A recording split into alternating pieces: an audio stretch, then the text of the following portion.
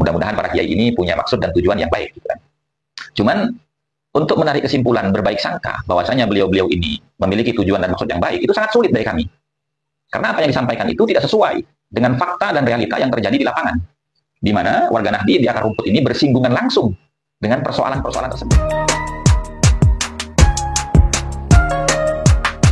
Assalamualaikum warahmatullahi wabarakatuh.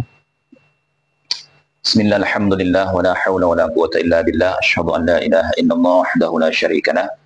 Wa asyhadu anna sayyidana wa nabiyyana Muhammadan abduhu wa rasuluhu alladzi la nabiyya ba'dah. Allahumma salli ala sayyidina Muhammad wa ala ali sayyidina Muhammad, amma ba'du. Para teman-temanku sekalian, para saudara-saudariku sebangsa setanah air dimanapun kalian berada, para subscriber, para netizen yang budiman, selamat datang kembali di channel Gus Hasan Asy-Syarif Official. Mudah-mudahan kita semua senantiasa tetap diberikan kesehatan jasmani dan rohani kita, dimudahkan segala urusan kita, dilancarkan dan diberkahi rizki kita. Amin Allahumma amin.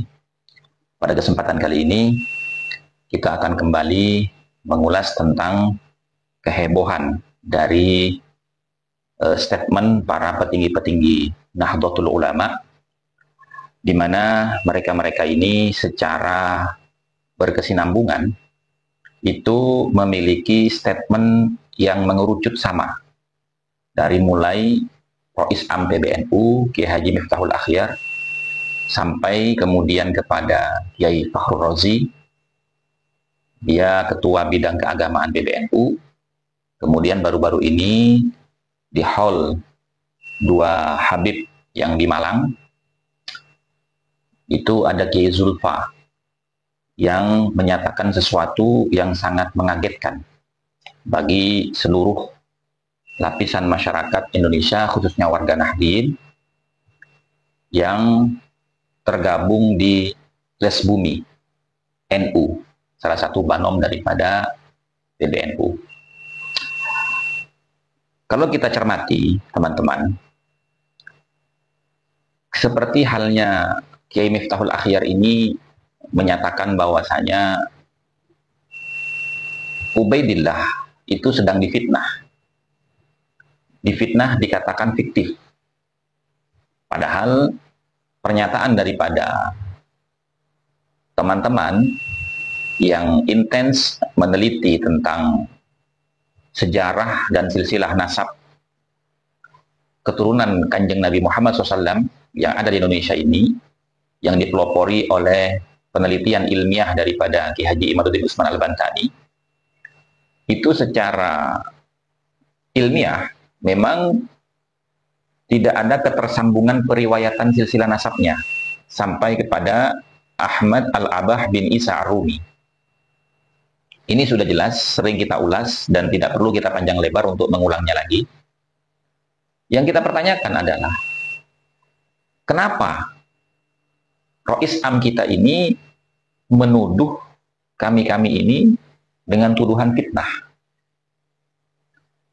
Ini alasan yang harus dijelaskan, gitu loh. Di mana letak fitnahnya? Kemudian Kiai Fakhrul Razi ini tanpa diketahui melakukan penelitian, melakukan telaah pembelajaran tentang sejarah Wali Songo dan keturunannya. Tiba-tiba beliau ini menyatakan dalam satu artikelnya bahwasanya Wali Songo ini selama 12 abad tidak ada catatannya. Lalu bagaimana dengan keberadaan Kiai Haji Agus Sunyoto almarhum? Apakah keberadaan beliau dan jasa-jasa beliau, yang mana beliau ini menurut sebagian informasi dan juga pengakuan beliau diperintahkan oleh Gus Dur, ditugaskan oleh Gus Dur untuk meluruskan fakta sejarah tentang perkembangan masuknya agama Islam ke Indonesia. Dan beliau sampai menulis sebuah karya yang bernama Atlas Wali Songo. Saya rasa mungkin Kiai Zulfa juga tidak membaca, termasuk Rois Am kita, termasuk Kiai Fakhrul Razi tidak membaca buku karya tulis daripada Kiai Haji Agus Sunyoto almarhum yang berjudul Atlas Wali Songo. Sehingga dengan mudahnya mengatakan tidak ada catatan selama 12 abad. 12 abad ini kan 1.200 tahun. Gitu. Sementara Wali Songo ini masuk ke wilayah Nusantara ini, menurut para sejarawan dari berbagai macam teori-teori yang dikemukakan di dalam buku-buku mereka, Wali Songo ini masuk ke Indonesia pada abad ke-14, yaitu 1.400 tahun yang lalu. 1.400 tahun, 1.400 tahun Masehi ya, Masehi. Atau kalau terhitung dari sekarang, kira-kira 5-600 tahun yang lalu. Jadi tidak sampai 12 abad atau 1.200 tahun seperti yang dituliskan oleh Kifar Rozi dalam artikelnya. Nah kemudian tiba-tiba baru-baru ini dihebohkan lagi dengan pernyataan Kiai Zulfa di acara Haul Habib Abdullah bin Abdul Qadir Bil Faqih yang bertempat di Malang. Beliau mengatakan bahwasanya Wali Songo ini dari Yaman dengan syairnya, Wali Songo kadza kiramul Yamani. Wali Songo ini demikian juga berasal dari Yaman. Nah, ini seorang tokoh dan seorang pimpinan besar pusat PBNU dengan ringannya membuat satu pernyataan tanpa ditelaah, tanpa mengadakan penelitian. Apalagi berkaitan dengan polemik nasab yang terjadi. Jadi ini ada apa sebenarnya? Apakah para kiai-kiai ini, seperti para kiai yang meneliti tentang sejarah Wali Songo berdasarkan manuskrip-manuskrip yang tergabung di Les Bumi misalkan, seperti Kiai Rahmat, Kiai Agus Nyoto, Kak Muhammad di channel Arah 9, atau para kiai-kiai NU yang tergabung di Naqabatul Ansab Aulia Itis'ah, yang konsentrasi membuka, membedah, dan menelaah serta meneliti, melakukan observasi melalui manuskrip-manuskrip Nusantara yang disimpan oleh para kiai-kiai pemangku pondok pesantren. Seperti misalkan Kiai Ilzamuddin, Ketua Nahat, seperti misalkan Kiai Zabidi, dan yang lain-lain. Apakah mereka tidak dianggap? Apalagi sekelas Kiai Imaduddin Usman Al-Bantani, di mana beliau ini adalah Ketua RMI Banten dan juga Lembaga Bahsul Masail Banten, juga Banom NU.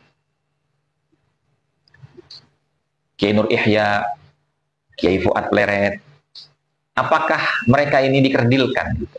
Atau dianggap kecil, dianggap tidak ada relevansinya di dalam penyampaian-penyampaian beliau-beliau ini?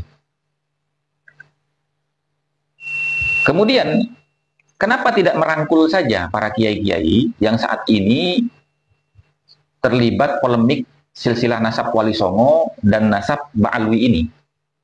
Dirangkul, diajak berdiskusi dalam satu seminar yang diprakarsai oleh PBNU, sehingga membuahkan satu kesimpulan yang bisa dibukukan dan dibaca oleh seluruh masyarakat Indonesia.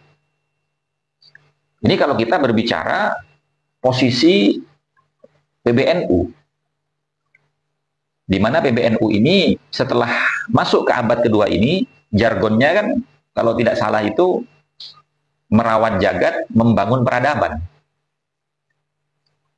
Nah, istilah merawat jagat dan membangun peradaban ini harus dimulai dari meluruskan sejarah-sejarah yang memang jelas fakta dan realitanya banyak yang dibelokkan, khususnya dan mayoritas oleh klan Ba'alwi sendiri. Seperti misalkan makam Mbah Priuk, kemudian makam KRT Sumodiningrat, dan banyak. Bahkan yang beberapa tahun terakhir ini, makam yang terletak di sebelah barat tenggaranya makam Syekhana Muhammad Khalil bin Abdul Latif, yang kita kenal dengan Pujuk Sara, yang mana beliau itu dari dulu dikenal sebagai Sayyid Abdullah Basyaiban, tiba-tiba berubah menjadi bin Yahya. Dan ini juga sama, ulah dari salah satu oknum klan Ba'alwi. Gitu. Nah kemudian kenapa juga para petinggi NU ini, ya, seperti Rois Am kita, Kiai Maftul Ahyar, Kiai Zulfa, Wakil Ketua PBNU, dan Kiai Fahrozi, Ketua Bidang Keagamaan, ini gencar sekali membuat tuduhan dan pernyataan yang sepihak. Gitu. Sementara para Ba'alwi sendiri nampaknya diam saja, tidak berdaya untuk melakukan bantahan-bantahan atau membuat antitesis terhadap penelitian ilmiahnya Ki Haji Imaduddin Usman Al-Bantani. Nah ini ada satu ada satu pemikiran, apakah mungkin ketidakberdayaan para habaib dari klan Ba'alwi ini yang kemudian meminta kepada para petinggi NU ini untuk meredam warga Nahdliyin di akar rumput yang sedang bergerak maju untuk meluruskan sejarah-sejarah ini. Ya, tapi ini kan pemikiran saya. Ya mudah-mudahan saya salah gitu ya. Mudah-mudahan para kiai ini punya maksud dan tujuan yang baik gitu kan. Cuman untuk menarik kesimpulan berbaik sangka bahwasanya beliau-beliau ini memiliki tujuan dan maksud yang baik, itu sangat sulit bagi kami. Karena apa yang disampaikan itu tidak sesuai dengan fakta dan realita yang terjadi di lapangan. Di mana warga Nahdliyin di akar rumput ini bersinggungan langsung dengan persoalan-persoalan tersebut. Nah, ini yang perlu kita pikirkan bersama, teman-teman ya. Kira-kira demikian dari saya. Mudah-mudahan ini bisa bermanfaat dan menambah kepahaman kita, sehingga menjadikan kita ini orang-orang yang betul berpikir cerdas secara ilmiah dan kritis berdasarkan argumentasi-argumentasi yang bersumber dari sumber-sumber yang kredibel. Demikian dari saya, wallahu a'lam bishawab. Wassalamualaikum warahmatullahi wabarakatuh.